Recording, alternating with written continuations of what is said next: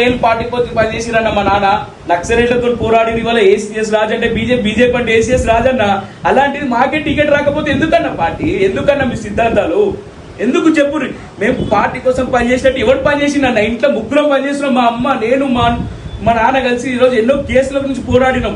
ఇప్పటికీ కేసుల కోసం తిరుగుతున్నాం అన్న. ఎవరన్నా క్యాండిడేట్ ఎప్పుడు తిరిగిందన్న? పార్టీ కండువా వేసుకోలేదు, కనీసం పార్టీ కోసం తిరగలేదు.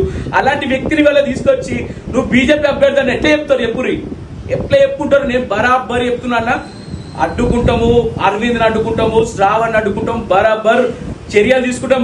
అవసరం అయితే ఇండ్ల పైన దాడులకు కూడా తెగిస్తాం. మేము ఖచ్చితంగా చెప్తున్నా అన్న.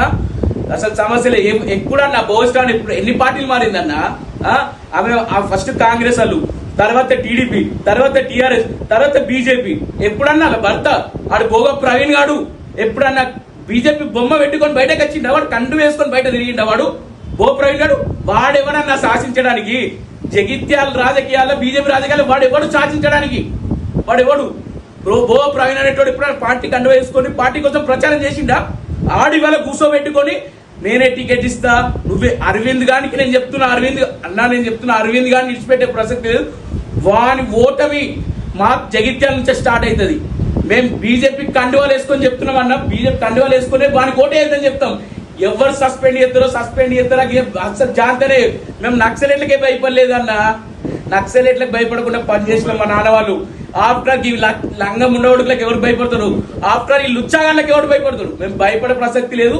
బరాబర్ భోగ ప్రవీణ్ భోగ శ్రావణ్కి తగిన బుద్ధి చెప్తాము. ఒక్కొక్కరు ఉరికించిందంత జగిత్యాల. ఏమనుకుంటారు? బీజేపీ అసలు బీజేపీ ఎప్పుడు రాలేదు. ఇప్పుడు రంగంలోకి దిగుతాం. అసలు బీజేపీ ఇట్లా రంగంలోకి దిగుతే నేను చెప్తున్నా కానీ అసలు విడిచిపెట్టే ప్రసక్తి లేదు. మేము అరవింద్ చెప్తున్నా. అరవింద్ ఎవరన్నా? ఇప్పుడు అరవింద్ ఏం చేసిండన్నా? కాంగ్రెస్ కి సపోర్ట్ గా 50 సీట్లు రాసిరన్న. ఇవి ఒక్క 40 సీట్లలో ఒక్కడనే గెలిచే క్యాండిడేట్ ఉన్నాడు అన్న. ఒక్కడు కూడా గెలిచే క్యాండిడేట్ లేదు. గంప గుత్తగా కాంగ్రెస్ కి సపోర్ట్ చేయడానికి అరవింద్ ప్లాన్ చేసుకున్నాడు. ఏం లేదన్న అలా. ఇలా మాకు అవసరం లేదని మేము ఆ సమస్య లేదు. బరాబర్ కొట్లాడతాము. కొండ లక్ష్మణ్ కూడా అన్యాయం చేసిరు. ఆయన ఏదో పాపం జగిత్యాల వచ్చి నేనేదో పని చేస్తా కార్యకర్తలకు అని చెప్పి ఆయన ఏదో నమ్మకంతో వస్తే ఆయనకు తెలియకుండా ఆయన బీఫామ్లు ఆయన క్యాండిడేట్లను రెడీ చేసుకుంటే ఆ క్యాండిడేట్ లేకుండా బోస్ రాని పైసలకు టికెట్లు అమ్ముకున్నది. ఒక్కొక్కళ్ళ దగ్గర 5 లక్షలకు అమ్ముకున్నారన్న. నాకు సాక్ష్యాలు ఉన్నాయి. బరాబర్ నేను కొట్లాడతా. నేను చెప్తున్నా ఇన్ని కాదన్న. 40 ఏళ్ళు పనిచేసిరన్న మా నాన్న. 40 ఏళ్ళు పనిచేసిరు. 40 ఏళ్ళు పార్టీ కోసం కొట్లాడి చావు బతుకులలో ఉండే ఏబీపీ నుంచి బీజేపీ జిల్లా రాష్ట్ర ఉప పనిచేసిరన్న. ఇట్లాంటి వాళ్ళు ఇవాళ అన్యాయం జరిగితే ఎందుకుంటాం అన్న? మేము మాకు ఏం చేసిందన్న పార్టీ? ఎక్కడ వెళ్ళే అన్న సిద్ధాంతాలు?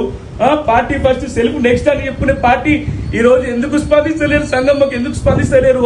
కార్యకర్తలకు అన్యాయం జరిగితే అసలు ఊపిన సమస్యలే అన్న. పోరాటం ఖచ్చితంగా మేము గెలిచి అరవింద్ అని చెప్పుల దాన్ని లేకపోతే నేను చెప్తున్నా కానీ